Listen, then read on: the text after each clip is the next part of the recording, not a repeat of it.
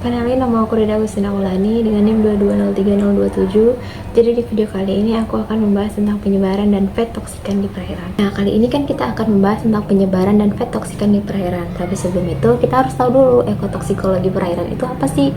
Nah, ekotoksikologi perairan itu adalah ilmu yang mempelajari tentang bahan kimia beracun terhadap organisme hidup yang menempati suatu ekosistem. Nah, zat beracunnya itu disebut dengan toksikan. Toksikan itu apa sih? Nah, toksikan itu adalah zat beracun yang jika masuk ke dalam perairan akan merusak organisme hidup yang ada di perairan tersebut. Nah, toksikan ini di perairan itu ada dua sumbernya. Yang pertama dari aktivitas manusia dan yang kedua itu dari sumber alami. Kalau dia dari aktivitas manusia itu seperti limbah industri, limbah pertanian, dan juga dari limbah rumah tangga. Kemudian kalau dari sumber alami itu contohnya seperti logam berat yang terdapat di bumi. Oke, sekarang kita masuk ke klasifikasi toksikan. Toksikan di perairan itu dapat diklasifikasikan menjadi 3 jenis. Yang pertama itu ada organik, anorganik, dan biologis. Oke, kita akan bahas dari golongan organik dulu. Nah, dari golongan organik itu ada yang namanya pestisida dan herbisida. Petani sering sekali menyemprotkan herbisida dan pestisida ini ke tanaman mereka guna untuk memelihara tanaman mereka, membuat tanamannya subur ataupun untuk membasmi serangga. Nah, pestisida ataupun herbisida yang disemprotkan ke tanaman mereka itu dapat mengalir langsung ke badan air, dapat mengalir melalui aliran air di ladang ataupun dari air hujan.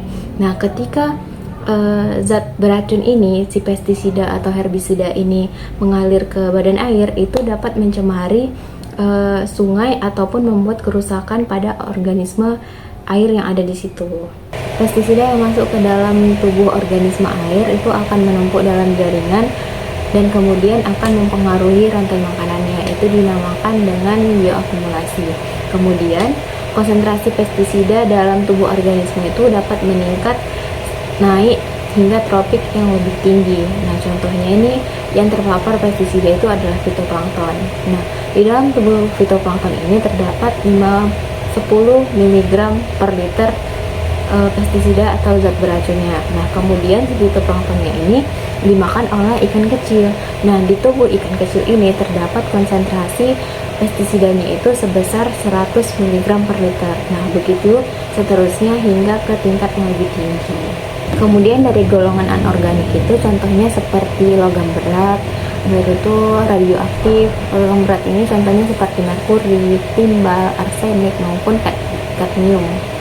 Sedangkan kalau dia biologis itu contohnya itu seperti biotoksin alami yang dihasilkan oleh mikroorganisme seperti alga beracun. Jadi sumber atau jalur masuk toksikan di dalam perairan itu terbagi menjadi dua. Yang pertama itu sumber point source dan non point source, di mana yang point source ini merupakan polusi yang berasal dari sumber yang dapat diidentifikasi dengan jelas seperti pipa, saluran ataupun sumber spesifik lainnya. Contohnya itu seperti pembuangan limbah industri, limbah air dari instalasi pengolahan air limbah ataupun limbah dari kapal. Kemudian yang kedua itu ada sumber non point source, di mana polusi ini berasal dari banyaknya sumber yang tersebar dan tidak dapat diidentifikasi secara langsung atau dilokasikan di satu titik. Contohnya itu seperti limpasan dari pertanian.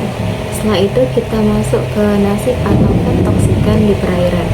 Yang pertama itu ada biodegradasi, di mana proses ini melibatkan mikroorganisme seperti bakteri dan jamur pemecah bahan organik menjadi senyawa yang lebih sederhana.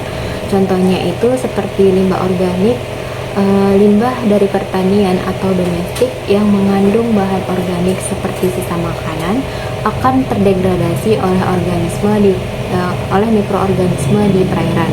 Proses ini dapat membantu mengurangi pencemaran, tapi jika terlalu banyak limbah maka dapat menyebabkan penurunan oksigen dan memicu eutrofikasi. Kemudian contoh yang kedua dari transformasi kimia itu ada fotodegradasi, di mana proses ini merupakan proses di mana zat-zat kimia terdegradasi oleh energi sinar matahari, biasanya melalui reaksi fotokimia.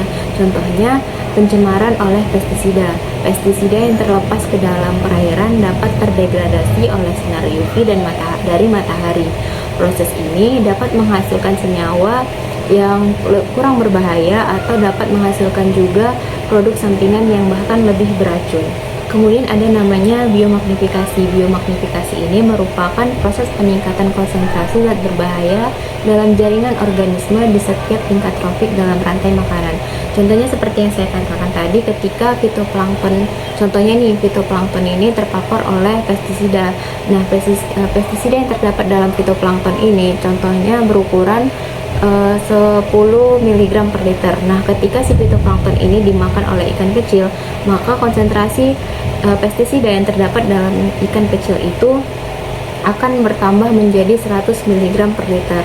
Nah, ini akan terus berlanjut hingga pada tingkat trofik yang lebih tinggi. Oke, kemudian kita akan membahas tentang dampak toksikan di perairan, khususnya pada organisme akuatik, di mana paparan toksikan dapat menyebabkan efek toksik ataupun kematian atau kronis seperti gangguan reproduksi, pertumbuhannya lambat pada organisme akuatik seperti ikan, plankton maupun invertebrata. Selain itu juga toksikan yang terakumulasi dalam tubuh ikan dapat berpindah ke predator, termasuk manusia yang mengkonsumsi ikan tersebut. Selain dampaknya terhadap kehidupan akuatik, toksikan di perairan ini juga berdampak terhadap kualitas air, di mana toksikan ini dapat merubah kualitas air dengan mencemari sumber air minum dan habitat bagi spesies akuatik. Nah, setelah itu toksikan juga akan berdampak pada ekosistem, di mana toksikan ini dapat merusak ekosistem, kesetimbangan ekosistem dengan mengurangi keanekaragaman hayati maupun merusak rantai makanan. Setelah kita mengetahui dampaknya yang begitu serius dan mengancam keberlangsungan keanekaragaman hayati, maka diperlukan strategi untuk mengurangi atau mengelola masuknya toksikan ke perairan. Itu sangat penting untuk upaya perlindungan ekosistem akuatik.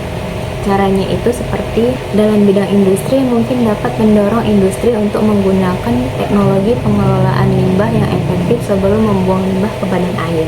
Selain itu juga dapat mengganti bahan kimia berbahaya dengan bahan yang lebih aman dan ramah lingkungan dalam proses industri. Dalam bidang pertanian, dapat mengurangi penggunaan bahan kimia berbahaya dengan menerapkan pertanian organik dengan menggunakan teknik yang ramah lingkungan. Kemudian untuk pengelolaan limbah air rumah tangga itu dapat memastikan rumah tangga memiliki sistem pengelolaan air limbah yang baik untuk mencegah pembuangan langsung ke sungai ataupun ke badan air yang lain. Selain itu juga, pemerintah perlu menerapkan peraturan yang ketat terkait pembuangan limbah ke perairan serta memberikan sanksi yang tegas terhadap pelanggar. Oke, sekian video dari saya. Jika ada kesalahan dalam penyampaian atau penyebutan kata, saya mohon maaf. Wassalamualaikum warahmatullahi wabarakatuh dan bye-bye.